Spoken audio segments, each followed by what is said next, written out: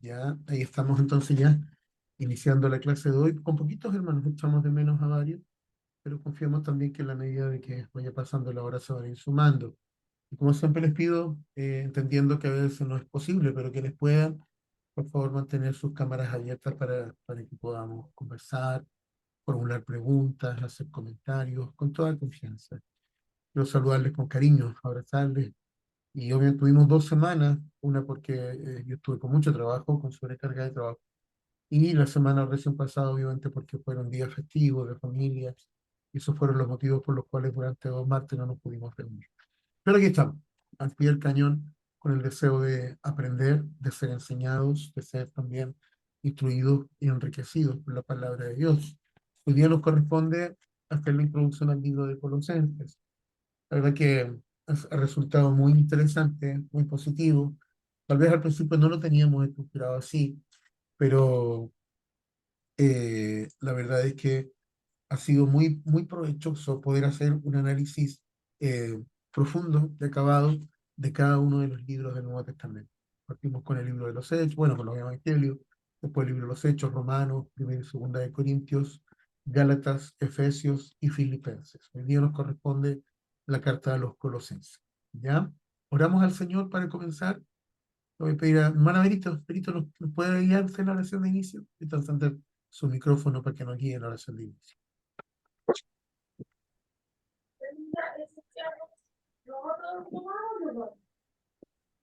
Amén. Amén. Amén. Padre Santo, Señor, nos ponemos en tu presencia esta hora, primeramente para darte gracias, Señor, por este tiempo, para darte gracias por nuestras vidas, por nuestra salud, Padre Sí, mío, Señor. porque podemos volver a estar juntos, Señor, reunidos en pos Amén. de ti para instruirnos, para aprender, para eh, estar junto a ti, Señor. También te doy gracias por la vida de mis hermanos, de mi pastor, Gracias, Señor, que Señor. siempre está dispuesto a enseñarnos, Señor. Gracias por sus vidas, por su familia, Señor, y que esta clase llegue a lo profundo de nuestro corazón y seamos incluidos por ti. En el nombre de Jesús, amén. Amén. Amén. Amén. Gracias, Benito, por guiarnos en esta oración de Amén. inicio. Esta mañana les decía a los hermanos, les decía a los que estaban conectados en la oración de la mañana, de la importancia que tiene el complemento. Por un lado, la oración, que es sin duda una fuente de alimento, de riqueza para cada uno de nosotros, y eso va complementado también con el estudio de la palabra. No es que esto haga de nosotros gente perfecta, porque estamos en el proceso. Obviamente estamos siendo cada día perfeccionados, cada día estamos siendo fortalecidos. Siempre me ha impactado la palabra de Filipenses cuando el apóstol Pablo, y en muchas oportunidades lo he comentado, él dice, yo no pretendo haberlo ya alcanzado. Él dice, no pretendo plantearme como un modelo terminado, sino que hago una cosa, dejando ciertamente lo que queda atrás, me extiendo hacia lo que está adelante. Eso quiere decir que debemos diariamente buscar nuestro perfeccionamiento, seguir creciendo en la gracia, el conocimiento de nuestro Salvador, desarrollarnos espiritualmente. Y para eso es fundamental estos dos elementos, la oración, que es fundamental para nuestro crecimiento, y también, obviamente, el estudio sistemático de la Escritura.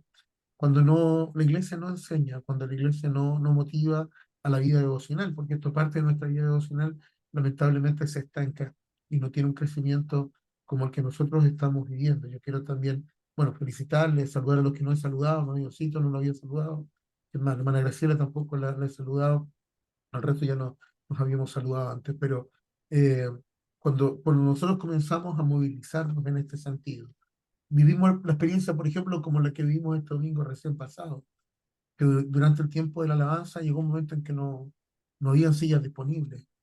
La iglesia estaba de bote a bote. Habían, si bien quedaban algunos espacios, pero había mucha gente atrás esperando para poder sentarse. ¿Y eso por qué? Porque el Espíritu Santo es el que pone el deseo. Dice que Él es el que produce el querer como el hacer por su buena voluntad. No son los programas. Nosotros obviamente hacemos actividades lindas, lo que pasó en septiembre con el día, por ejemplo, de la chilenidad, y todas esas actividades son para riqueza del cuerpo de Cristo. Pero la base espiritual, lo que verdaderamente mueve a la iglesia es la oración y el estudio de la palabra. Son los dos elementos que no podemos claudicar. La enseñanza de la escritura, porque eso nos nos va a fortalecer. Y en la medida que estemos en ese mover, movilizándonos en eso, entonces Dios va a añadir y Él va a hacer y va a poner en cada uno de hermanos el querer como el hacer por su buena voluntad, como dice la Escritura. Así que permítame partir con una felicitación. Yo los felicito por tomar este tiempo, por apartar ese tiempo, por sentarse a estudiar la palabra. Esto sin duda va a traer una tremenda riqueza a nuestra vida. Amén. Y como introducción, quiero compartirles un video muy bonito, muy bueno, que es justamente un video de introducción. Esperen un poquito. Un video de introducción. ¿Dónde está? ¿Dónde está? ¿Dónde está? ¿Dónde está? ¿Dónde está lo que dije? Colosenses, ahí está. Que nos permite entrar de lleno en la temática. ¿Ya? Nos permite estar de lleno en la temática. Además, que más sincero, mi hermana Elisa de Tobar también, la veo que se integró, la saludo con cariño. Eh, bueno, Gracielita, no sé si la había saludado, pero igual digo, formo un abrazo grande para usted también, y para todos los que estamos aquí. Ya, vamos Gracias, entonces, pastor. Bendiciones. gusto de verla. Vamos a compartir este video introductorio para que pongamos atención y nos permita entrar de lleno en la temática. Vamos.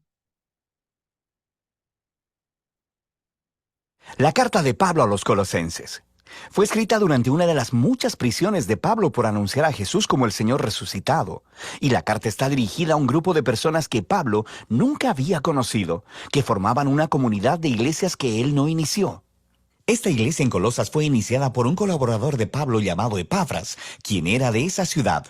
Epafras había visitado a Pablo en prisión recientemente y le informó acerca de lo bien que estaban los colosenses en general, pero también le mencionó algunas de las presiones culturales que los tentaban a darle la espalda a Jesús. Así que Pablo escribió esta carta para animar a los colosenses a que aborden los asuntos que Epafras expuso y para retarlos a una mayor devoción a Jesús. El diseño de la carta y su flujo de pensamiento son muy fáciles de seguir. El movimiento inicial se enfoca en Jesús como el Mesías exaltado. Luego, Pablo continúa mostrando cómo su sufrimiento en la prisión es en dedicación a Jesús exaltado. Y después, aborda las presiones que están tentando a los colosenses para darle la espalda a Jesús. Después de esto, él explora la nueva manera de vivir que la resurrección de Jesús ha abierto para ellos. Así que la carta abre con 2 oraciones. Pablo primero agradece a Dios porque Epafras le comunicó que los colosenses han sido completamente fieles a Jesús, mostrando su amor por Dios y por su prójimo. Todo por la esperanza que tienen en la nueva creación que Jesús tiene preparada para ellos.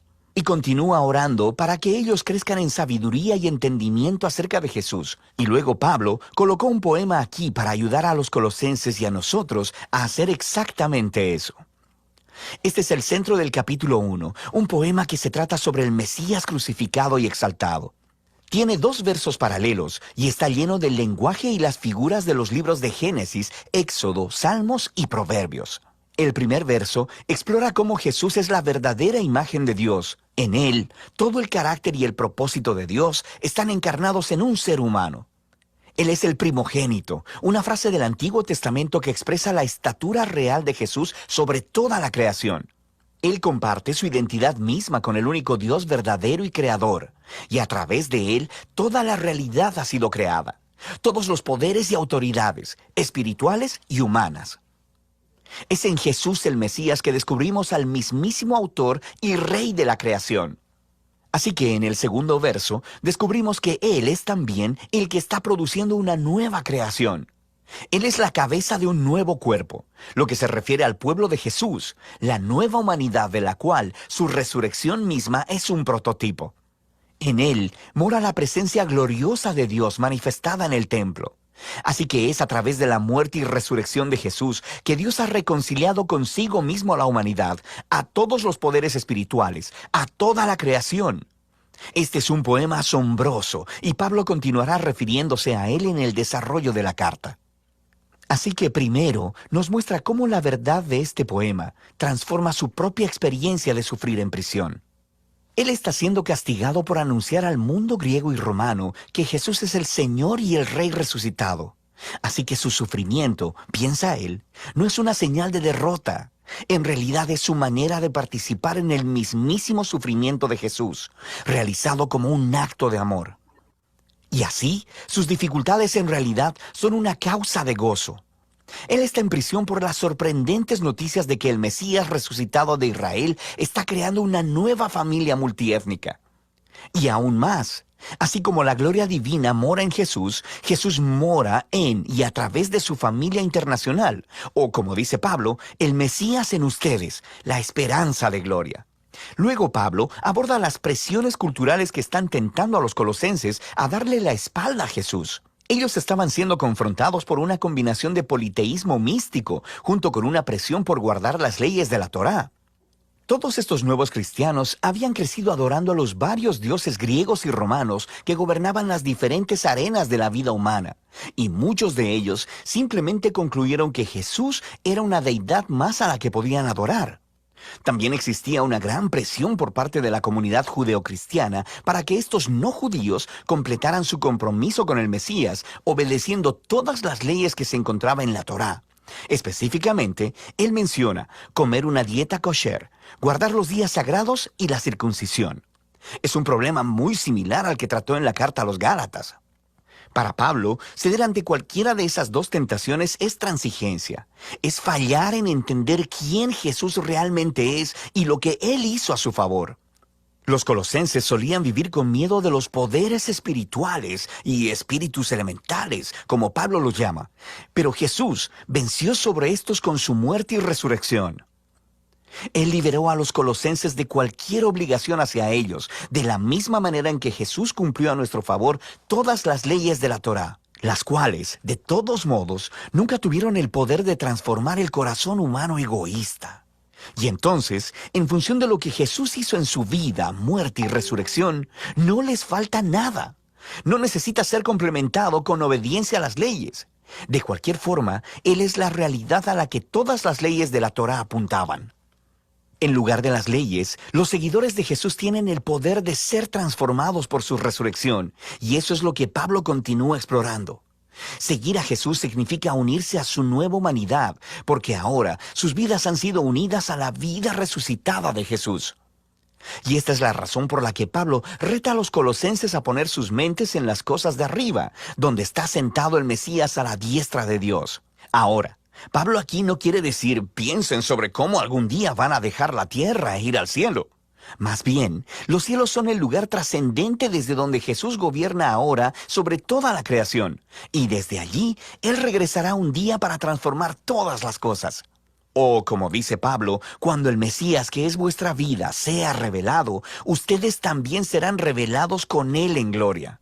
De manera que Pablo los reta a vivir en el presente como la nueva clase de humanos en los que un día se convertirán. Él usa la imagen de la vieja humanidad de ellos, caracterizada por una sexualidad distorsionada y una manera destructiva de hablar. Para los cristianos, esa humanidad murió con Jesús y ha sido reemplazada por la humanidad nueva de Jesús, la cual se caracteriza por la misericordia y la generosidad, por el perdón y el amor.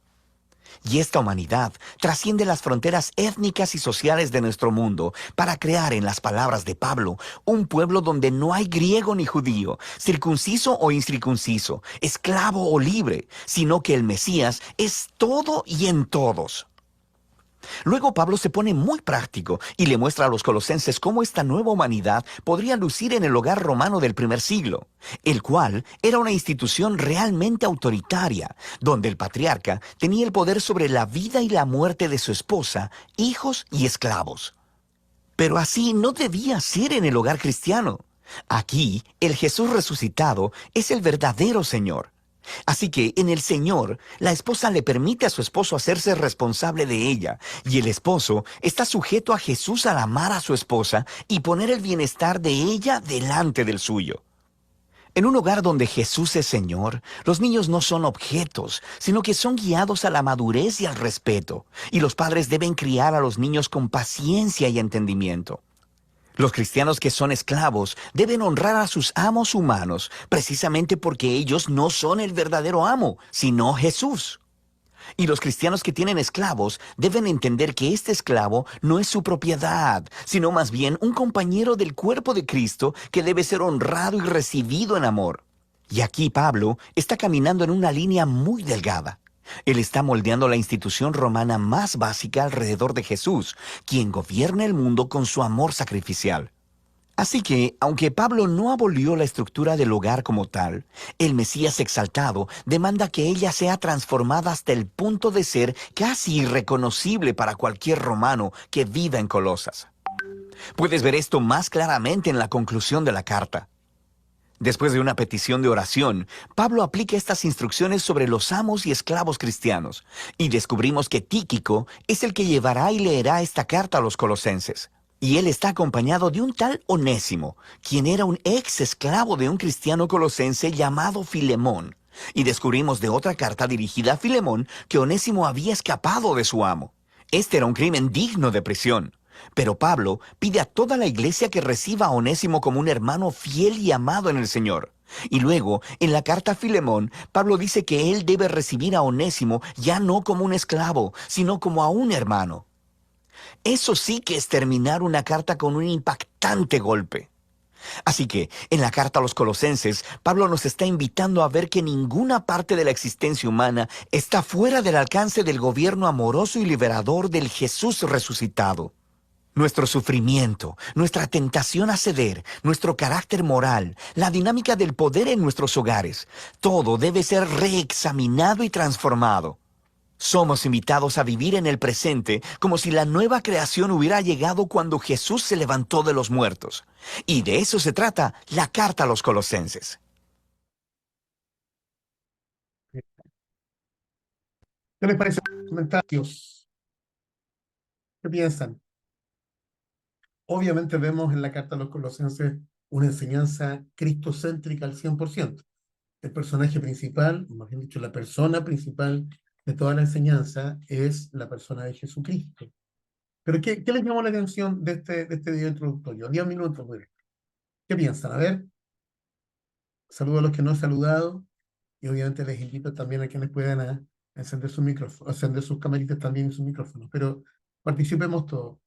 Mailecita, ¿por qué le encantó? ¿Qué tiene de especial esta enseñanza? A ver, No, no sé, es que lo explicó todo así tan, no sé si las imágenes entendí demasiado bien, así como que fue perfecto. un recorrido muy rápido, pero muy preciso, muy claro. No sé, a mí no me quedó ninguna duda. O sea, basta con ver el video y ya tenemos lista la clase. Exacto, en pocas palabras. Pocas palabras. ¿Alguien más? ¿Quiere comentar un poquito antes de profundizar? Diosito. Básicamente, Pablo se opone a la falsa enseñanza. Así es. Y ahora vamos a ver Ah, cuáles son esas enseñanzas. claro, claro, este es como el mensaje principal, creo yo, porque no, o sea, era fiel a sus principios, claramente. Sí, Ustedes se dieron cuenta eso. un poco, no sé si lo destacaron respecto a lo que dice el Manillón, de que un poco la realidad, como se vislumbra, o sea, hace una radiografía de las personas en ese tiempo, como era la gente en ese tiempo, no dista mucho de lo que nosotros vemos hoy día en esta era. A pesar de que, claro, tal vez el aspecto romano un poco más conservador y más autoritario en el caso de los padres, pero de igual forma, lo que era, no sé, pues la mala interpretación de la sexualidad. Había mucha homosexualidad en ese tiempo, tanto de varones como de damas, y había mucha doctrina que era contraria a la fe cristiana. Entonces es una realidad espiritual muy semejante a la nuestra. Hermana Elizabeth, Sí, a mí también me gustó mucho y de todo lo que se habló, aparte de lo que dicen los hermanos, eh, la estructura como sí, estructura el entorno familiar, que es algo que hoy en día se ha perdido así es. mucho como familia, como unirse, eso se ha perdido y eso es algo que uno como cristiano o una como mujer cristiana es que tiene que tratar de rescatar eso, rescatarlo, buscar, acercar a los hijos a Dios, así como uno los lleva a la iglesia, aunque no quiera a veces, enseñarle, instruirle en esto, hasta que ya a veces se nos escapan por ahí, pero eh, eso o sea, es como emocionante en el fondo decir cómo comparar una cosa con otra y ver la estructura como familia. Amén. Cuando Jesús es nuestro Señor. Así Está es. delante de todo y creo que todo cambia. Cuando ponemos a Dios por delante, todo cambia, a pesar de todas las dificultades que podamos tener. Eso. Mm. Gracias, Melissa. Y así, tal como usted lo señala, y bueno, y como todos lo han comentado y compartido, cuando ponemos a Cristo en el centro de nuestra vida, en el centro de nuestras familias, cuando ponemos a Cristo en el centro de nuestras actividades, en nuestro trabajo, cuando Él es lo primero, entonces obviamente todo comienza a ser distinto. Hermana, hermana Marcita escribe qué importante y cuánto tenemos que cambiar y mejorar. Y efectivamente es así. Necesitamos tomar la decisión de poner a Cristo en el centro de nuestra vida. Me impacta, por ejemplo, cuando él dice que él es la imagen visible del Dios invisible. Él es el primogénito de toda la creación. Ahí estamos leyendo un poco lo que el poema este que está en el capítulo 1 de Colosenses. Entonces, si empezamos a hacer un desglose como lo hemos hecho cada clase, veamos un poquito la... Mire, sí, adelante. Pastor, a mí me gustó mucho porque nos presentó a Jesús como la plenitud de nuestra Amén. vida. Así es. Todo está en Jesús y a través de Jesús nos enseña a Dios también. Entonces, eso me gustó, que nos presenta a Jesús como la solución, el amor y la vida eterna. Eso Así es. yo lo que entendí. No, lindo. Gracias, Eso. hermana. Gracias, Miriamcita. Y efectivamente es así. Efectivamente es así.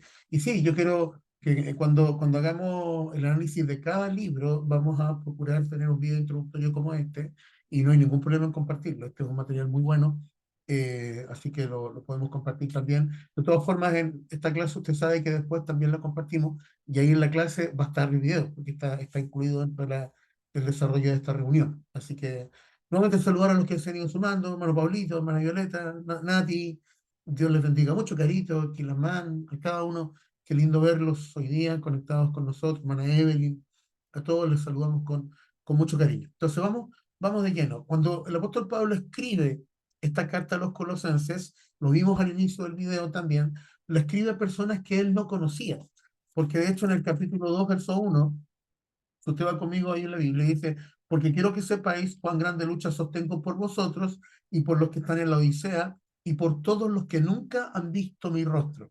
Es decir, él le escribe a personas que no tenían el privilegio de conocer personalmente. Pero ¿qué pasa? Porque no es una de las iglesias que plantó, sino que uno de sus colaboradores más directos, Epafras, él había plantado esta congregación.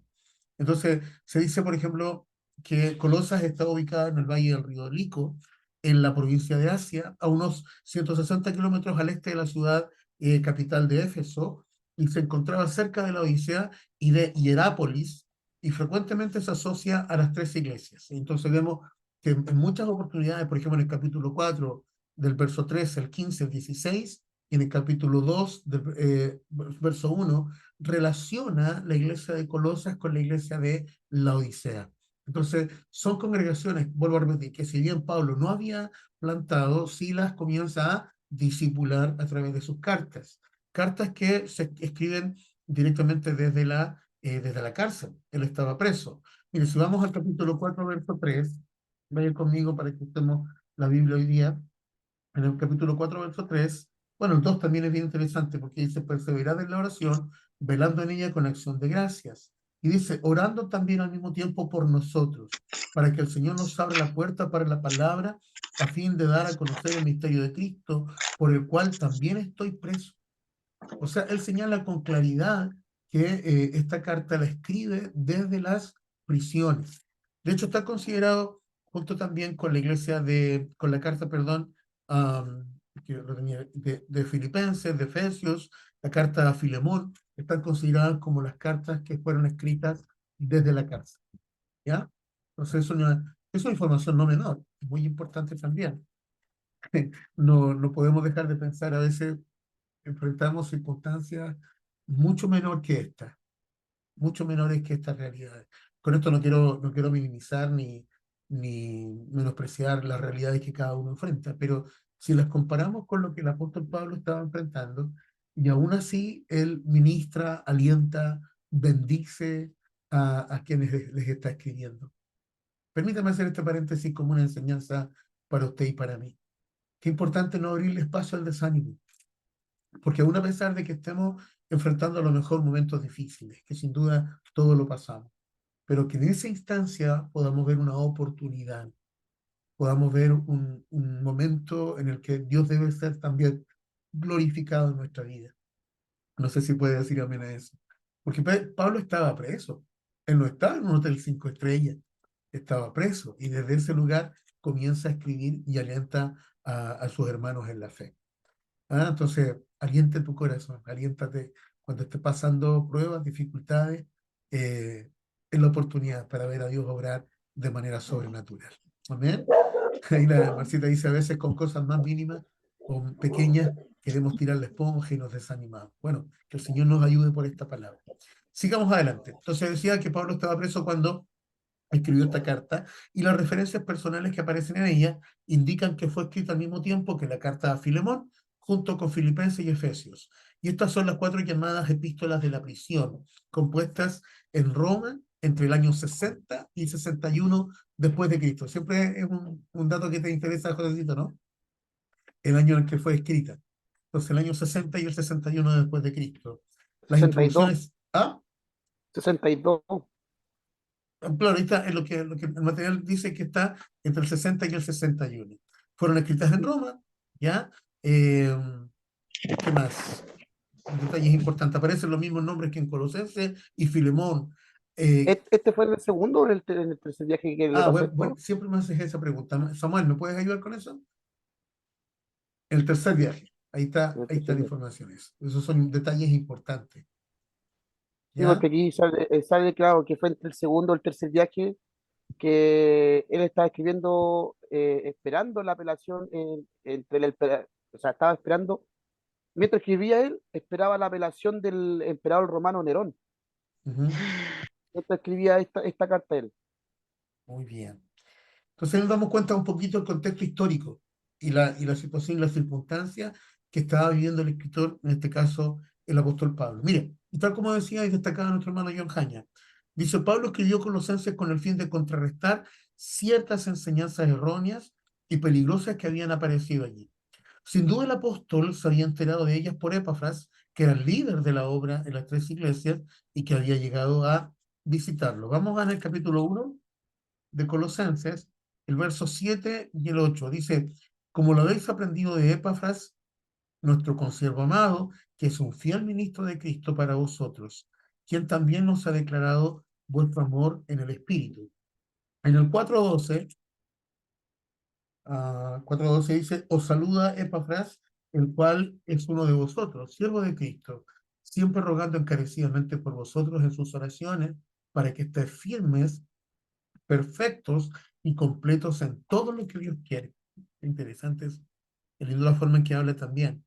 El verso 12, el 4, verso 12 y el 13. Entonces, esta enseñanza tiene relación con una forma de él, y aquí hay una palabra bien interesante.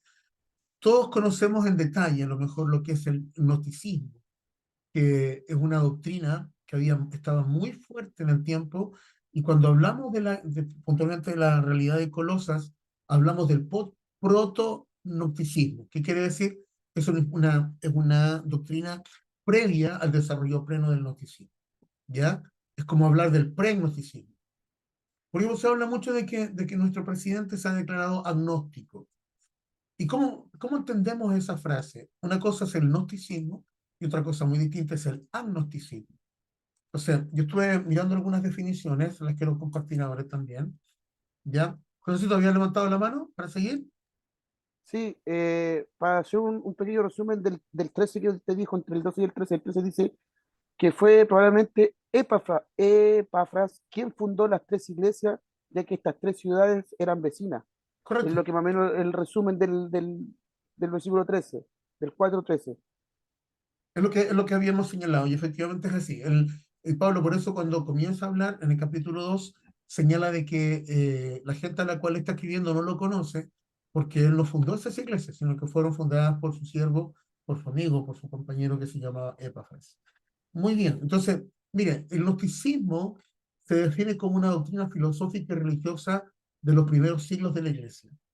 era literalmente una cosmovisión contraria a la fe cristiana, porque mezclaba la creencia cristiana con creencias judías y orientales.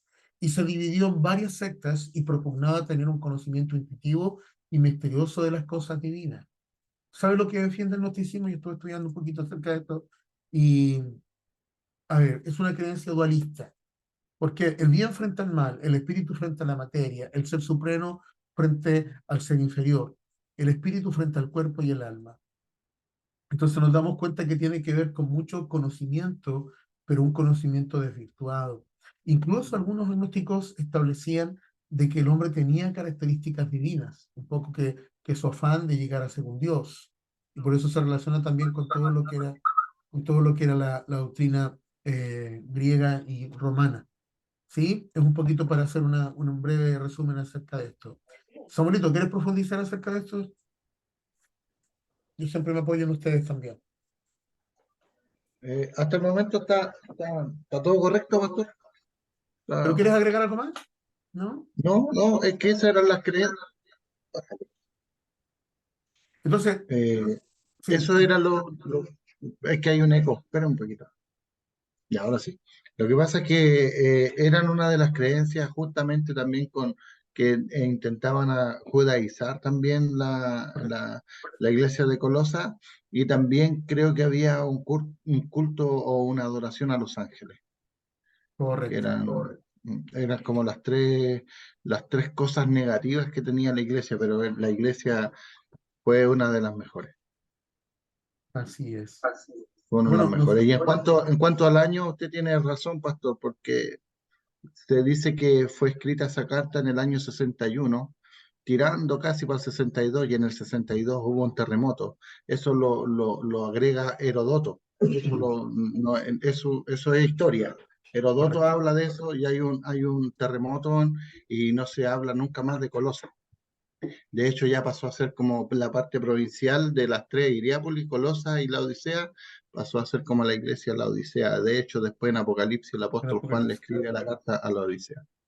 Sí, Pero pues hay una carta está que no todo es de correcto. felicitaciones, precisamente. Sí, Es una carta que corrige, una carta que exhorta, que llama a volver al primer amor. Entonces, la verdad que la iglesia estaba siendo bombardeada por doctrinas contrarias.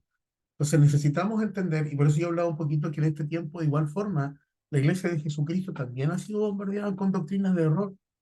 Y nosotros debemos proclamar un evangelio sencillo, un evangelio que sea accesible a todas las personas. Estamos profundizando y necesitamos capacitarnos, aprender y desarrollarnos en todo lo que es el estudio de la palabra del Señor, pero sin perder de vista que el evangelio es un mensaje que tiene que llegar al corazón de las personas de manera simple.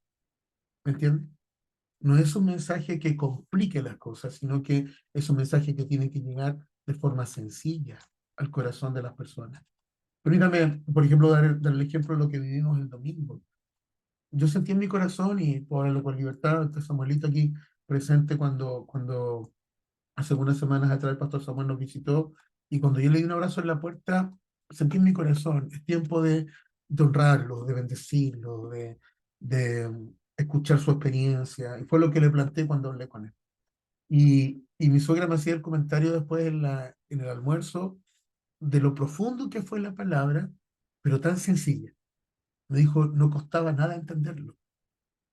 Y llegó al corazón de todos nosotros.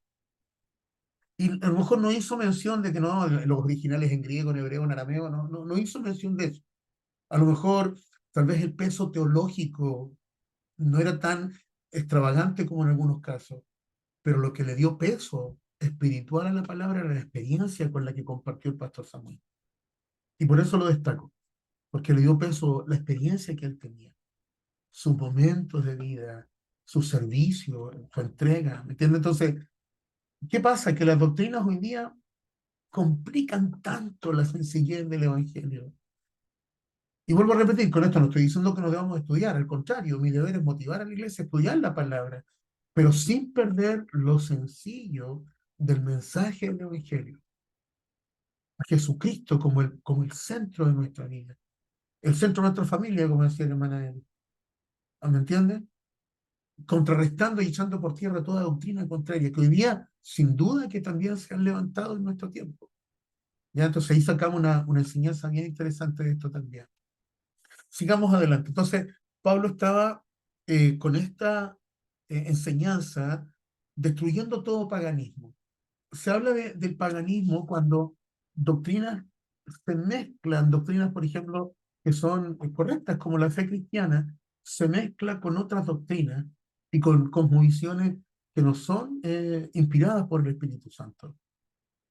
Por ejemplo, lo que vivimos, y lo puedo hablar con libertad, lo que se ve, por ejemplo, en el extremo norte de Chile, a través de la fiesta de la Tirana, por ejemplo, que mezcla la fe cristiana con todo lo que es el paganismo de los antiguos pueblos que habitaron en la zona norte. Lamentablemente, por ejemplo, nuestros pueblos originarios viven esas experiencias que mezclan los principios de la fe cristiana a través del catolicismo, incluso en algunos casos a través también del evangelio, pero que siguen pegados a tradiciones, a ritos que lamentablemente son contrarios a los que establece la Escritura. ¿Y por qué pasa eso? Porque no conocen la Escritura. ¿Por qué se corrompe el pueblo? Porque le falta conocimiento de la Escritura. Entonces se pierde la sencillez del Evangelio porque empiezan a mezclarse con otras doctrinas que no son escriturales y que no son inspiradas por el Espíritu Santo. Ahora, permítame, siempre usted sabe que vamos enseñando y obviamente tenemos que aplicar a nuestra realidad. Hoy día hemos hablado en clases anteriores, por ejemplo, de todas las doctrinas judaizantes que están entrando en este tiempo dentro de las iglesias evangélicas. ¿Cuánto nosotros nos cuidamos, hermano, de esta doctrina, por ejemplo, de la superfe, de la hipergracia, esta doctrina, por ejemplo, de la prosperidad, que son literalmente, y hermano, yo hablo con temor, con reverencia, con el mayor respeto, jamás usted me va a escuchar decir un nombre de nadie, pero sí tengo que decir lo que son doctrinas de demonios, porque vienen a desvirtuar la sencillez del Evangelio de Jesucristo. Y si doy un ejemplo concreto, por ejemplo, la iglesia necesita ser enseñada en lo que es en la administración y la mayordomía financiera, por supuesto que sí, pero eso en virtud de lo que dice la Escritura. ¿Qué dice la palabra? ¿Cómo nos enseña el Señor a administrar correctamente nuestros recursos? Y no para un provecho, no para, no sé, para exigirle a la gente, sino que simplemente con espíritu de gratitud, de oración, y que todo tiene que ser en el temor y la reverencia a nuestro Dios. Entonces, si se da cuenta, la iglesia de Colosas estaba enfrentando y el apóstol Pablo levanta su voz poniendo a Jesucristo como centro de toda su enseñanza a raíz de todas estas doctrinas que eran contrarias a la fe cristiana. ¿Estamos bien hasta aquí? ¿Alguna pregunta? ¿Algún comentario? Todo clarito, mi pastor. Qué bueno, Yasmincita. Veo que está bien, entonces está mejor su bebé, ya que la vemos que está aquí. Sí, ¿Ah? mi pastor, gracias a Dios, mejor. Qué bueno. Nos alegra, gracias al Señor, nos alegra mucho. Sigamos entonces. Hola, pastor, ¿cómo están? Sí, hola, hermano Pablo, gusto saludarlo. Muchas gracias. Qué bonito el estudio, hace años que no está en un estudio bíblico, bueno. que era niño. Me parece súper lindo lo que conversa y lo que también yo le decía a mi señora el día domingo, la palabra que a veces uno puede preparar un mensaje con homilética, con versículos, pero la palabra fue tan sencilla y clave que dice que si uno pone su confianza en Dios y pone su casa sobre la roca y no sobre la arena, eso yo creo que es una de las cosas de lo que es el Evangelio en lo medular, yo creo, porque la confianza nosotros tenemos que tenerla en Cristo y en estos tiempos, sobre todo, que estamos medio complicados por todo lo que es tema económico, el tema de la inseguridad social, lo que hablaba también del presidente, pero gracias a Dios estamos en lo correcto haciendo, leyendo la palabra, tratar de fortalecernos y eso es súper lindo, así que le agradezco, pastor. No, gracias a usted por aceptar la invitación también, Pablito, qué lindo tenerlo con nosotros en No, esta aquí noche. mi hijo me conectó porque yo llegué hace poco y hace tiempo que no estaba en el estudio bíblico y es bonito seguir aprendiendo la palabra y de Pablo que viajó por tantas partes predicando. En Atenas se encontró en el Areópago y ahí le dijo que el Dios que que aquí ustedes tienen de todo tipo de dioses, pero también tienen Así un es, altar para el Dios no conocido. no Y le conocía. dice, el Dios conocido, el que hizo los cielos y la tierra, y veo que ustedes les gustaba adorar a todo tipo de dioses, así que Religiosos. qué bonita la historia, justamente que Mm, eran bastante religiosos.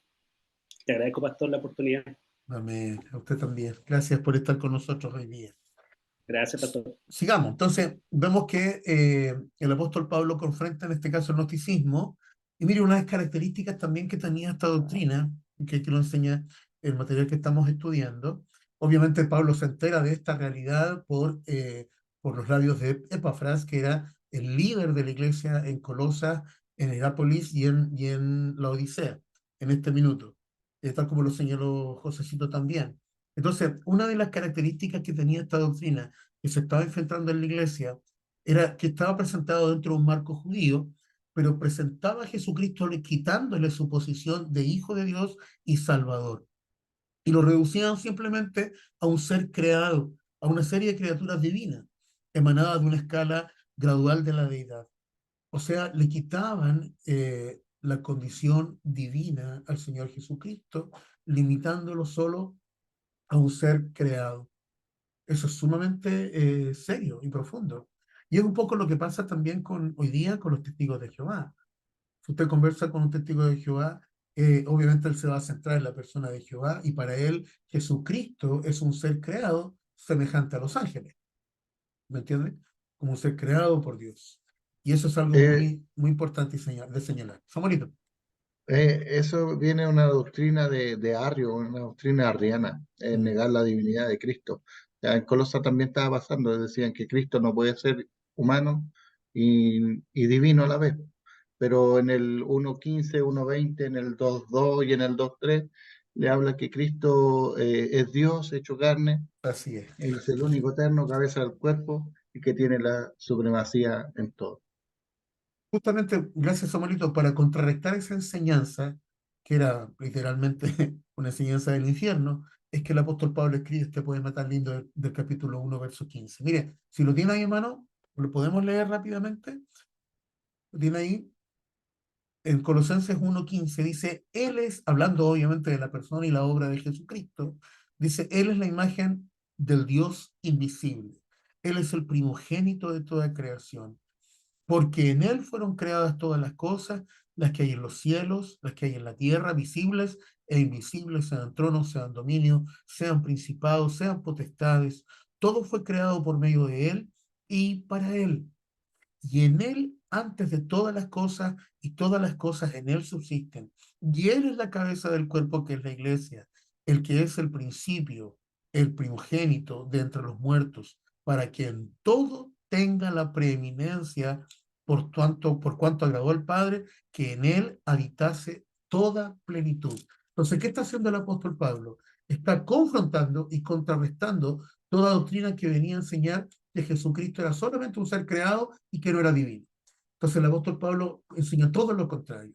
Él dice, no, Jesucristo es el centro, él tiene características divinas. Si lo juntamos, por ejemplo, con lo que en el libro de Filipenses capítulo 2 dice que él, siendo en forma de Dios, no estimó ser igual a Dios como cosa que aferrarse. Es decir, levanta la condición divina de Jesucristo. A lo mejor es pertinente preguntar en esta noche, si es que alguno todavía tenía dudas en eso. Usted reconoce que Jesucristo es Dios, ¿verdad? Lo entiende desde esa perspectiva. Jesucristo es Dios. Él es Dios con D mayúscula. Y nosotros debemos afirmarnos en eso, porque hoy día hay muchas personas que enseñan, no, claro, es el Hijo, entonces lo establecen como un ser creado. Y no, nosotros debemos comprender que cuando estamos adorando, por ejemplo, el nombre de Jesucristo, a través de él también adoramos al Padre. ¿Me entienden? Porque son uno. Recuerdo las palabras de Felipe cuando Felipe le pregunta al Señor y le dice, Señor, tan solo muéstranos al Padre y nos basta. ¿Se acuerdan de ese episodio? Si alguien tiene la cita para que lo pueda compartir. Felipe le dice al Señor, Señor, muéstranos al Padre y nos basta. Y Jesús lo mira ahí con esos ojos de ternura, sin duda, pero reprensión. Y dice, Felipe, tanto tiempo que estoy con ustedes. Si el que no ha visto a mí, ha visto al Padre. Entonces, una condición divina. Yo siempre lo grafico, lo ilustro, que cuando nosotros, por ejemplo, en los momentos de adoración, de comunión con Dios, adoramos al Espíritu Santo, a través del Espíritu Santo también estamos adorando a Cristo y estamos adorando al Padre. Cuando adoramos a Cristo, adoramos al Padre. Y obviamente cuando adoramos al Padre, adoramos la plenitud de Dios. Y eso es algo que nosotros debemos tener sumamente claro y firme, que nadie te saque de esta doctrina. Bien, vamos entonces, teníamos ahí que el incipiente gnóstico Doctor, dualista quería llevar al cristianismo a convertirse en otra de las tantas filosofías religiosas que en el pensamiento gnóstico eran previas e inferiores al verdadero conocimiento de la filosofía. Esta variante de la herejía colosense ha desaparecido hace mucho tiempo. Y esto es lo que yo estoy señalando, pero hoy día existen otras formas de sincretismo, que es la combinación del cristianismo con alguna ideología o filosofía ajena. El ejemplo que estaba citando, por ejemplo, lo que ocurre al norte de nuestro país. Y no tan solo en nuestro país, en otras naciones, que lamentablemente el sincretismo religioso mezcla lo que es el evangelio o la doctrina de Cristo con otros pensamientos, eh, no sé, por ejemplo, como lo que ocurre de rendirle adoración a la Pachamama, por ejemplo. O incluso cuántas personas que practican la brujería, la macumba, y utilizan la Biblia para poder hacer conjuros. Entonces, vemos que ese sincretismo religioso está desde principios de siglo, ¿ya? Y eso es lo que el apóstol Pablo está derechamente erradicando.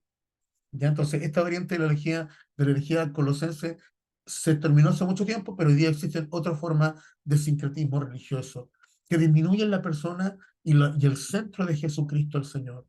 De modo que la enseñanza de los colosenses siempre tendrá vigencia entre nosotros. Es decir, hermano querido, usted y yo no podemos perder de vista que somos parte de una iglesia cristocéntrica. ¿Cuántos dicen amén por eso? Jesucristo es el centro. Él es el Señor de nuestra vida. ¿Ah? Entonces, a través de la persona del Espíritu Santo, hemos podido reconocer que Jesucristo es nuestro Señor y Salvador, y es Jesucristo también que nos ha revelado al Padre, porque los tres actúan en perfecta armonía. ¿Ya? Estamos claros un poquito, ahí vimos todo lo que era el contexto histórico de la carta, vemos las condiciones en las que Pablo escribió, vimos los tiempos, los lugares, los espacios. Vamos entonces con las características de la carta. Pablo se enfrenta con esta peligrosa herejía mediante la proclamación de la singularidad y completa suficiencia de Jesucristo como el único Salvador de todo. Cristo es la imagen visible del Dios invisible. Él se hizo carne para mostrarnos al Padre. ¿Ah? El primogénito que existía antes de toda creación y que fue agente de la creación por medio del cual todos los seres son creados en el cielo y en la tierra. ¿Sabe que esa es una pregunta muy común entre los niños? A mí en el colegio siempre me preguntan esto. ¿Ah? ¿Quién creó a Dios? ¿Quién creó a Jesús? Y es una pregunta muy recurrente. Entonces, nosotros tenemos que entender que ellos nunca fueron creados. Ahora, ¿por qué nos cuesta entenderlo? A ver, ¿quién piensa? ¿Por qué a nosotros nos cuesta comprender este principio? ¿Ah? Pues estamos acostumbrados a que todo ser que tiene una existencia, y no solo hablo del ser humano, todo ser que ha sido creado, nace, crece, se reproduce y se muere. ¿Me entienden? Ahí está. Gracias, Natita, por compartirnos el texto de Felipe también. Entonces, estamos tan acostumbrados a eso, lo que es el ciclo de la vida, que toda persona nace, crece, se reproduce y llega un momento en que se muere. Pero no podemos perder de vista que en la persona de Dios, Dios Padre, Dios Hijo y Dios Espíritu Santo, no se cumple ese mismo proceso. Él tiene un principio de eternidad. Nunca nació, nunca va a morir. Él es eterno y nuestra mente finita no lo logra comprender. No logramos comprender a plenitud el concepto de eternidad. Y ahí es donde necesitamos la revelación del Espíritu Santo, ¿se fija? Necesitamos ser inspirados, iluminados, y que el Espíritu Santo nos revele esta verdad.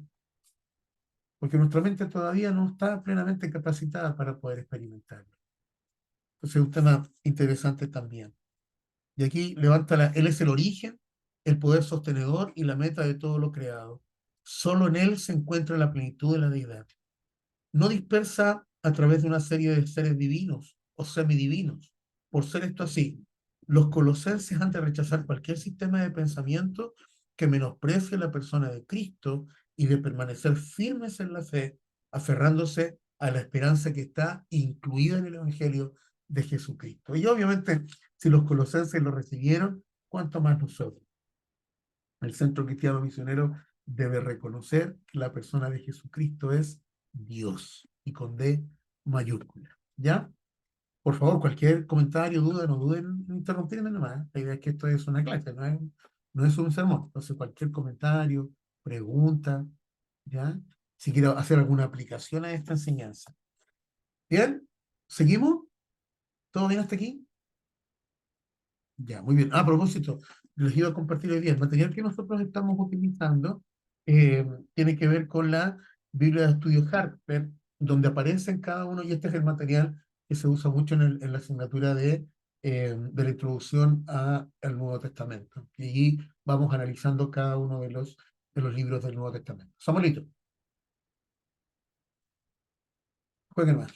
Pastor, solamente una aclaración. Cuando leemos Colosenses capítulo 1 en el verso 15, en la Reina Valera 1960, dice, Él es la imagen del Dios invisible, el primogénito de toda la creación.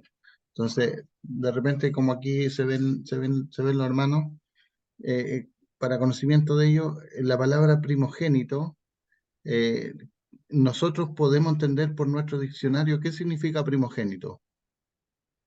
Primogénito significa el primero en nacer, ¿cierto? O sea, cuando los que tienen hijos, el primer hijo siempre se le llama primogénito. De hecho, en la, en la Biblia también se ocupa mucho en los antiguos, ¿cómo decirlo?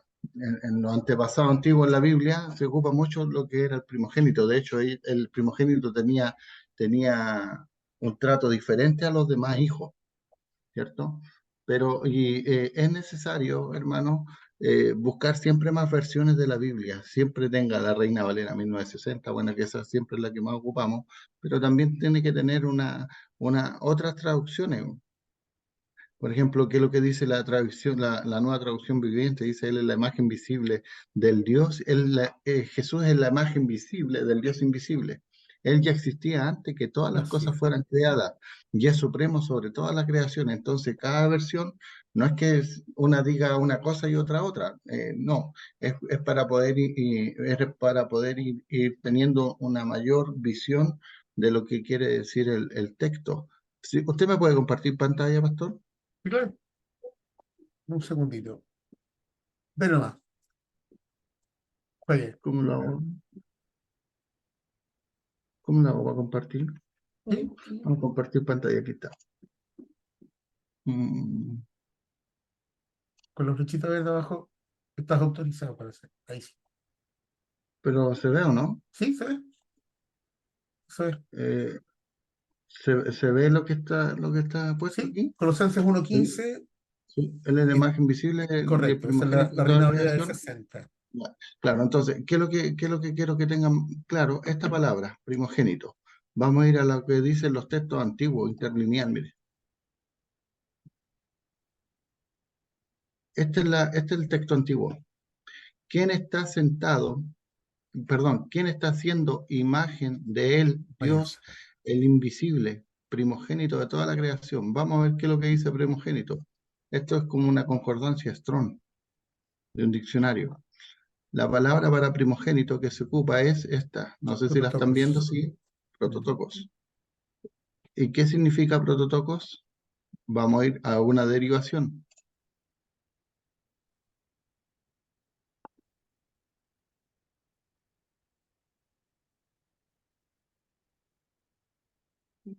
Noble, primero, primeramente, principal, el influyente. No está hablando de un primero en nacer, porque Él no tiene principio de día, Él es eterno. Amén. Nuestro Señor Jesús es eterno. Eso es lo que quería Maravilloso, gracias Samuelito. para que lo tengan bien en claro. Este es un principio de vida que como cristianos debemos tenerlo plenamente claro. Gracias, amigo, por hacerlo de esta forma tan gráfica. Mire eh, espere un poquito. La Nati nos hace un comentario muy interesante, muy bueno, que no lo quiero pasar por alto, porque dice, y también yo lo había señalado en un momento, eh, porque ella nos escribe ahí en el chat y nos dice, tiro, Natita, dice, hay medium que dicen que ellos tienen dones del Señor, que existe y que tienen un don. Uno trata de no hacerles caso, pero ¿cómo ellos pueden hablar de los muertos? Están en una dimensión esperando que el Señor abra las puertas. Sí, claro, o sea, hay que entender que Jesucristo, por ejemplo, bueno, y desde los principios de la Escritura, desde los principios de la palabra, Dios aborrece la comunicación con los muertos porque está establecido que el hombre muera una sola vez y después de esto tiene que enfrentar el juicio final. Entonces, todas aquellas personas que dicen que tienen comunicación con los muertos, que dicen que pueden hablar o que pueden mediar entre el mundo de los vivos con el mundo de los muertos, es derechamente un engaño de Satanás el diablo. Derechamente, ¿entiendes? Entonces, es un tema complejo, muy peligroso, del cual nosotros no podemos hacernos parte. Si alguna vez alguien, por ejemplo, yo siempre lo enseño a los hermanos, si alguien alguna vez ha consultado algún tipo de situaciones antes de ser cristiano y consultó experiencias así, es algo de lo cual debemos arrepentirnos y debemos cortar todo lazo satánico en este sentido. Así que, derechamente nadie, eso es un engaño de Satanás el diablo. Y claro, y Satanás que es estafador y que es mentiroso desde el principio, obviamente le engaña haciendo pensar, no, es que vino a verme mi abuelita que falleció hace 25 años y atrás y estuvo conmigo. Y por dar un ejemplo, y la gente lo cree, pero derechamente un demonio el que se presentó haciéndose pasar por ella. ¿Te fijas? Yo, y lo comparto, una vez una de mis tías, ustedes saben, mi papá biológico falleció cuando yo tenía 2 años y medio, siendo muy niño, muy pequeño. Y una de mis tías, el otro día lo recordábamos, mi tía Vero tiene que haber tenido como 10 o 12 años en ese tiempo. Y yo estaba en la pieza, acostado en la cama, siendo un bebé, y ella dice que ella prende la luz y ve en la ventana de mi pieza a mi papá, que ella había fallecido hace un par de años, y había fallecido y me estaba mirando. Y ella, hasta el día de hoy, dice, ¿sabes qué? Y ella es cristiana ahora, pero me dijo, eso quedó tan grabado porque yo entré a la pieza, prendí la luz y vi a tu papá mirándote desde la ventana. Entonces, obviamente nosotros sabemos hoy día que eso es un engaño del diablo, que Satanás se hace pasar por un lado para sembrar temor, para sembrar angustia en el corazón de las personas, y por otro lado también para engañar y para entregar mensajes que esa persona jamás ha entregado. Porque está establecido, y lo dice la Escritura, que el hombre, la mujer, obviamente que el ser humano, muera una sola vez y después de eso debe enfrentar el juicio final. ¿Ya? Así que para que lo entienda así. ¿Ya? Mira, me fijan lo que nadie, es bueno eso, llevarlo a los pies de Cristo y tomar autoridad en el poder de la sangre de Jesús para que todas esas raíces sean cortadas. Eso es lo bueno de estos estudios, ¿ver? Que nos van enseñando, nos van mostrando en qué áreas de nuestra vida nosotros tenemos que llevarlas a los pies del Señor Jesús. Y hay poder en la sangre de Cristo para cortar todo eso, todas estas situaciones del pasado. ¿Y cuál es el objetivo del diablo? Sembrar temor, que la gente viva atemorizada, muerta de miedo. Tú no dices, eso me producía temor, me producía miedo. Obvio, si al diablo le conviene que la gente viva atemorizada, porque así puede afectar de manera negativa la vida de cada uno y arrastrarlos en sus nefastos propósitos. Así que vamos a cortar eso, vamos a tomar autoridad en el nombre del Señor. Miren, yo pregunté, qué buena hermana Elizabeth, no sé si todos han tenido la oportunidad de ver esta noticia de una mujer que está haciendo milagros, que ora por los enfermos, pone sus manos sobre los enfermos y caen de espalda como si fuera verdaderamente un culto evangélico. Y eso nació, qué bueno, qué lindo, Nati, que eso esté cortado ya, en el nombre del Señor. Me alegra mucho saber eso. Y volviendo al tema de esta mujer que está ministrando literalmente en Rosario, yo inmediatamente pensé en dos cosas. Creo que con la Pauli lo comentamos también hace unos días atrás, y también como es bueno pedir consejo, le escribí a quien es mi mentor, mi pastor en Argentina, el pastor Walter, y todos concordamos en la misma opinión. Aquí hay dos cosas fundamentales. Si ella, no lo hemos estudiado y nunca lo he visto, si ella, a lo mejor, no quiero afirmar ninguna de las dos versiones, son solamente hipótesis, pero si en algún caso está proclamando el nombre de Cristo y está llevando a las personas a Jesucristo en arrepentimiento, ¿por qué no pensar que Dios la está usando a raíz de la tremenda necesidad que hay en ese lugar? Y si es así, mira lo que voy a decir, si es así, va a llegar un momento en que el Espíritu Santo la va a sacar del lugar donde está y la va a trasladar a la verdad, a la fe cristiana, como debe ser. ¿Me entiendes? Ahora, si es un engaño del diablo, va a pasar como tantos que han pasado.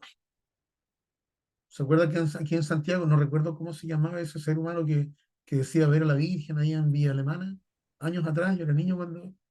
Y miles lo siguieron. No me acuerdo que los cerros llenos de gente, cuando él decía ver a la Virgen y él... No sé si alguien se recuerda el nombre de ese ser humano, pero... eh, entonces, vemos que si hay también un espíritu engañador, que tristemente engaña a miles, porque creo que en el caso de esta señora de Rosario, incluso desde Chile está viajando gente para allá. Entonces, si es un espíritu engañador, bueno, que el Señor lo reprenda, que lo saque a la luz y que destruya toda obra de mal.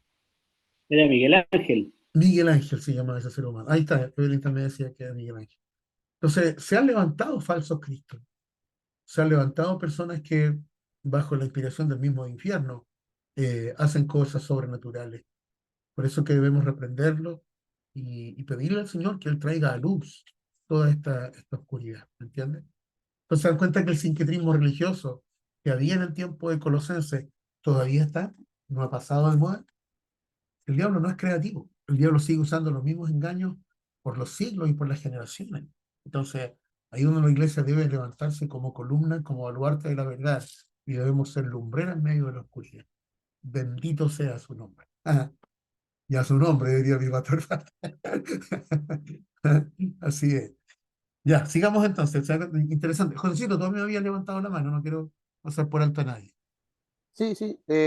Bueno, lo que estaba diciendo también el hermano Samuel, que aquí también cuando dice que cuál es la imagen de Dios invisible, dice, el Hijo es la reproducción exacta del Padre, una imagen derivada. No sé si más o menos usted me podría explicar lo que quiere decir con imagen derivada. Es la imagen, es como, a ver, el que ve, usando el mismo ejemplo cuando el Señor le da respuesta a Felipe. Jesús dice, el que me ha visto a mí, ha visto al Padre, porque somos uno. Entonces, Jesucristo se mostró, ¿para qué? Para que conociéramos al Dios verdadero a través de Él. Entonces, si yo veo a Jesucristo, veo al Padre. A eso se refiere. Él es la imagen. Y como nos explicaba Samuel, el concepto primogénito no quiere decir que no se refiere, en este caso, ojo, en este caso, mi hermana Evelyn también nos hace la misma pregunta. En el caso de Cristo, en el caso de Jesucristo, eh, él no se refiere a aquel que nació primero o que fue creado primero, sino que se refiere a aquel que está demostrando y siendo la imagen de su Padre. Ahora, el concepto de día primogénito quiere decir, en nuestro lenguaje español, en el castellano, que tiene que ver con aquella persona que nace primero, como el primer hijo. ¿Me entiendes? Entonces ahí es donde tenemos que entenderlo desde esa perspectiva, un tema de semántica en este sentido. Pero en el caso de Jesucristo, cuando la escritura, en la traducción al español, utiliza el concepto primogénito, se refiere a la imagen misma del Padre, no aquel que nació primero. Para nosotros sí. Así que ahí le respondo también a nuestra hermana Violetita. Para nosotros sí. Yo también soy el primogénito de mi mamá. ¿Entiendes? El primer hijo de la mamá. ¿Se fijan? Pero esto es nuestra realidad. Pero en el caso de Jesucristo supera ese concepto. ¿Ya? Vamos, entonces, los colosenses tenían que renunciar a todas aquellas doctrinas que estaban completamente, y al sincretismo que había y que le estaba afectando. Y decían, estas tenían que ver con enseñanzas fantásticas que tiene que ver con la comida, la bebida, las fiestas religiosas, todo concepto mal entendido. Nosotros tenemos que entender que Jesucristo está por sobre todo eso. Los creyentes que han sido resucitados en nueva vida y en Él han de encontrar toda gracia y toda virtud. Hay que aferrarse hoy a aquel que es la fuente de vida y de crecimiento espiritual. ¿Ya? Ahí tendríamos todo lo que son las características de este libro. Y finalmente vamos con el contenido, como siempre lo hacemos, y que voy a citar algunos textos bíblicos para que lo vayamos revisando. Toda la introducción a la carta de los Colosenses, y aquí les invito también que puedan tomar nota de esto porque esto es interesante. Toda la introducción del libro la encontramos en el capítulo 1, del verso 1 al 14. Ahí está toda la introducción del libro. Entonces habla también de la oración que el apóstol Pablo realiza. Ahí estamos introduciéndonos derechamente en lo que tiene que ver con el desarrollo de esta carta. Respecto al número 2, lo que es la doctrina cristiana, desde el capítulo 1, verso 15, al capítulo 3, verso 4. ¿Cuál es la doctrina? Cristo en su relación con Dios, con la creación y con la iglesia, por su muerte en la cruz. Él nos ha salvado, por lo tanto debemos rendirle toda nuestra plena lealtad y rechazar de plano toda sabiduría humana y ordenanza fantástica. ¿Ya? Otro punto importante, cuando habla en el verso 2.20, esto me interesó para tomar un punto para reforzarlo. En el 2.20, cuando dice, pues, si habéis muerto con Cristo en cuanto a los rudimentos del mundo, ¿por qué, como si vivieses en el mundo, os sometéis a esos preceptos? Entonces, ¿qué es lo que está usando? Cuando nosotros nos hemos rendido a Jesucristo y en el momento del bautismo, se recuerda que eso tiene este significado también, esta simbología. Cuando alguien es bautizado, ¿qué hace? Nos sumergimos en el agua y ahí queda sepultada toda nuestra antigua manera de vivir y al ser levantado del agua, hemos renacido o resucitado una nueva vida en Cristo.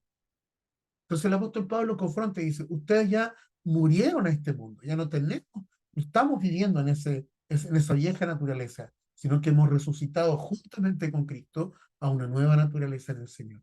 Entonces también es un principio de doctrina bien interesante que debemos reforzar. ¿Ya? Es un muerto y resucitado a través de Jesucristo. En el capítulo 3, verso 1, nuevamente dice, si puedes haber resucitado con Cristo, buscar las cosas de arriba, donde está Cristo sentado a la diestra de Dios. Y este es un llamado para usted y para mí. Pongan la mira en las cosas de arriba, no en las de la tierra. ¿Cuánto nos cuesta eso? Pero aquí hay que levantar la mano honestamente y decir, a mí me cuesta eso. Porque estamos a veces tan aferrados a lo terrenal. ¿Ah? A mí me impactó el otro día cuando lo señalé y lo vuelvo a reforzar porque es algo que creo con todo mi corazón. Nosotros no debemos olvidar que Jesucristo murió para salvarnos del pecado, para que usted y yo fuéramos salvos por toda la eternidad. Él no murió para que usted y yo fuéramos millonarios. Esa es una mentira del diablo, que hoy día tristemente muchos lo enseñan. Y muchos han centrado su enseñanza bíblica en eso. Y eso es una aberración. Jesucristo no murió para que usted y yo fuéramos millonarios, fuéramos prósperos, fuéramos exitosos. Él no es así. Jesucristo murió para que usted y yo fuéramos salvos por toda la eternidad. Bendito sea su nombre. ¿Ah? José, Pastor, aquí también, como dice lo mismo lo que dijo usted en Colosenses 3:1, también está en Romanos 6, del 3 al 5, buen paralelismo. ¿Qué dice? que dice, ¿o no sabéis que todos los que hemos sido bautizados en Cristo Jesús hemos sido bautizados en Amén. su muerte? Porque Así. somos sepultados justamente con Él para la muerte por el bautismo, a fin de que como Cristo resucitó de los muertos por la gloria del Padre, así también nosotros andemos en vida nueva, porque si fuimos plantados juntamente con Él en la semejanza de su muerte, así también lo seremos en la de su resurrección. Amén. Que esto nos ayude. Gracias, Josécito, por ese paralelismo, porque se da cuenta que la Biblia no se contradice a sí misma, sino que la palabra inspirada por el Espíritu Santo reafirma una verdad y posteriormente la vuelve a afirmar. Y porque el autor es uno solo, el autor es el Espíritu Santo. Entonces, aquí nosotros tenemos que ver que también hay principios de vida cristiana. En el tercer punto, en el capítulo 3, verso 5, en el 3:5, dice, haced morir pueblo terrenal en vosotros, la fornicación, la impureza, las pasiones desordenadas, los malos deseos, la avaricia, que es idolatría. Entonces también refuerza el principio de la transformación de vida. Aquellos que hemos muerto al pecado y hemos resucitado juntamente con Cristo, debemos también tener una transformación de vida. Yo sé que eso es parte del proceso. Hay cosas que vamos avanzando paso a paso. Como el canto antiguo, ¿se acuerda? A mí me gusta recordar el canto antiguo. Y hay un canto antiguo, no sé si los hermanos que llevan harto tiempo en el Evangelio, no quiero decir los hermanos más antiguos, quiero decir los hermanos que llevan más tiempo en el Evangelio. ¿Ah? Pero hay un canto antiguo que decía, vamos escalando peldaños, vamos mirando esa cruz, sigamos el camino angosto, con él hay mucho mejor, con él es mucho mejor, ¿no? Y el coro decía, ya viene la recompensa, ya no voy a llorar. Ahora ha tenido varios estilos, ¿no? Hay un estilo medio Tengo a nortino. Cristo en mi ¿Eh? vida. Entonces, ¿qué es lo que establece? A lo mejor no lo vamos a alcanzar de la noche a la mañana. Es un proceso. Vamos a ir soltando cosas. Justamente hoy en la mañana, ahí está mi amigo Vladi. Estábamos conversando eso en el desayuno. Y los colegas nos miran y nos escuchan ahí, ¿eh? Sí o no, el Andrés y la tía Mónica nos mira ahí cuando estamos conversando. Estamos espirituales. Y hablábamos de eso, de la importancia de ser honestos delante del Señor. No lo hemos alcanzado todo. Hermano, no somos perfectos. ¿Ah? Porque si yo le pregunto si usted es perfecto y me dice amén, yo le voy a decir, ya dejó de ser perfecto, porque ya no. Como esa alegoría que muchos utilizan hoy día, no existe la iglesia perfecta. Entonces dice, sí, ¿cómo es que dicen que si existiera la iglesia perfecta y usted llega a esa iglesia, ya dejó de ser perfecta porque llegó usted y llegué yo? Entonces, porque no somos perfectos, estamos siendo perfeccionados. Pero en vida cristiana, en la vida de Cristo en nosotros, debemos vivir ese proceso. A través de los días que pasan, con total honestidad, decirle, Señor, mira, esta es mi realidad, esta es mi condición. Estas son las áreas de mi vida que necesitan ser perfeccionadas. Luchamos con el carácter, luchamos con nuestras reacciones, luchamos con nuestro celo, con nuestro egoísmo, como se llame, pero necesitamos ser perfeccionados. Y el apóstol Pablo nos exhorta a hacer morir todo lo terrenal en nosotros, todo lo que nos frena, todo lo que nos hace estorbar el fluir de su gloria en nuestra vida. Cosas por las cuales la ira de Dios viene sobre los hijos de desobediencia.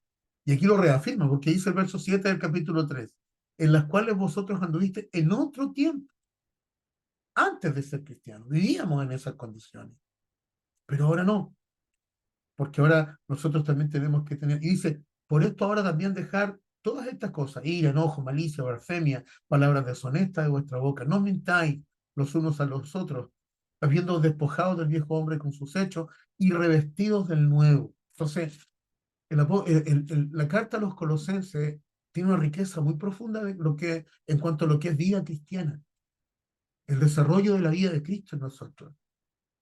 Y ahí debemos decir con total claridad, como nuestra hermana Marcela escribe, Señor, ayúdanos, ayúdanos a desarrollar vida de Cristo en nosotros. Amén. Ahí está. Entonces vemos que en cuanto a doctrina cristiana y en cuanto a vida cristiana. Y lo importante también, el desarrollo del amor, que lo vincula en perfecta armonía. Y lo que nos hablaba nuestra hermana Elizabeth al comienzo, el rol de la esposa, del marido, de los hijos, de los padres, de los esclavos y de los amos. Todos han de manifestar la vida de Cristo en el desarrollo de su vida. Y eso está en el capítulo 3. Y bueno, la conclusión en el capítulo 4, del verso 7 al 18. Amén. Así que es un tremendo libro, tremendo, hermoso, hermoso. ¿Ah? Comentarios, preguntas, algo que quieran acotar. Siéntanse en libertad, por favor. Estamos terminando esta linda enseñanza de hoy. Y la hora se nos va volando, partimos a las 8:30 y son 5 para las 10. Mira cómo está la hora rápido. Estamos sumergidos en la palabra. Carmencita. Pastor, en la versión de esta Biblia que tengo yo, dice de lo que se estaba comentando recién, dice, en realidad ustedes son personas nuevas, que cada vez se parecen más a Dios, su creador, y cada vez lo conocen mejor. Por eso que tiene que hacer un cambio de vida. Amén. Es, nos habla en esta palabra. Y lo otro, pastor, que yo tengo entendido con respecto al primogénito. O sea, lo que yo no sé si estoy bien o mal, pero tengo entendido que Jesús, él no fue engendrado en el vientre de María por una relación de Por pareja. supuesto, así es. Por eso que es el primogénito, ¿ya? Y que él es bueno, él es el hijo, bueno, nuestro, ay, perdón, me equivoqué. O sea, él es el que no es igual a nosotros en ese sentido, que nosotros fuimos engendrados de una relación sexual. De todas maneras. Claro, entonces yo entiendo de que esa es la primogenitura que el Señor nos enseña a través de su palabra. No sé si estoy bien o estoy mal. Lo que pasa es que también, como yo lo explicaba, es una cuestión de semántica, una cuestión de significado de conceptos en el español. Porque Samuel nos mostró, en el cuadro comparativo, nos mostró cómo estaba escrito, por ejemplo, en el griego antiguo, y el significado que tenía. El recuérdame la frase en griego, Samuelito, por favor. Prototocos. El prototocos se refería específicamente a la imagen. No es el hijo que nació primero, como lo que nosotros entendemos hoy día a través del castellano tradicional, sino que se refiere a la imagen de Dios. ¿Me entiende? Aquel que refleja al Padre. A eso se refiere en el concepto primogénito. Y tal como usted lo dice, es efectivo. Jesús no tenía genes paternos, porque él fue inspirado por el Espíritu Santo. ¿Me entiende? En el ADN de Cristo no estaban los genes paternos, como en el caso nuestro, sino que solamente en el caso de María fue utilizado su cuerpo, fue escogida para que a través de ella naciera el Redentor de toda la humanidad. Pero él no fue engendrado por voluntad de carne ni por voluntad de varón, sino que por la unción del Espíritu Santo. Bendito, Esto qué se lindo llama es. Teotocos. Teotocos, así es. Teotocos. Qué lindo es. Ya. Ahí nos Ahora, hace bien estudiar el griego. Yo reconozco que ahí me faltó estudiar un poco más de griego para poder interpretar todas esas palabras que tienen esa profundidad y hacer la comparación con lo que es el español tradicional. No olvidemos que al traducir las escrituras, obviamente muchas veces se ocupan conceptos que para nosotros tal vez tienen otro o un significado distinto. ¿Me entiende? Como en el caso de la palabra primogénito. ¿Ya? Pero qué tremenda enseñanza la de hoy. Ahora, como resumen final, pongamos nuestra mirada en aquel que es el Señor de nuestra vida. Y hoy día más que nunca anhelemos poder ser formados a su imagen. Yo le pregunto en esta noche, el apóstol Pablo presenta a Jesucristo como el centro, presenta a Jesucristo como lo máximo, como lo extraordinario, lo sobrenatural. Y el desafío para nosotros es llegar a ser como Él. Te pregunto hoy día, ¿tú quieres ser como Cristo? amén. ¿Quieres llegar a ser como el Señor? Y ahí dice un Señor, ayúdanos, ayúdanos. No sé si por un minutito los que puedan abrir sus camaritas para que oremos al Señor y que esta palabra produzca en nosotros este deseo de llegar a ser como Jesucristo. Es el anhelo más profundo de mi corazón. A lo mejor miramos hacia el lado, miramos hacia atrás y decimos, Señor, en mi vida hay tantos errores, hay tantas cosas que necesitan ser perfeccionadas, pero pongo mi mirada en el blanco perfecto que se llama Jesucristo. Puedes cerrar tus ojos conmigo y a la luz de esta palabra, renunciar a toda doctrina, toda enseñanza, a lo mejor un mal aprendizaje que recibimos hoy día para enfocarnos en la sencillez del Evangelio de Jesús. Hoy día podemos estudiarlo, podemos profundizarlo y ver que el Evangelio es tan cercano. El Espíritu Santo inspiró al apóstol Pablo a escribir esta carta donde nos enseña esta doctrina fundamental de la vida de Cristo en cada uno de nosotros.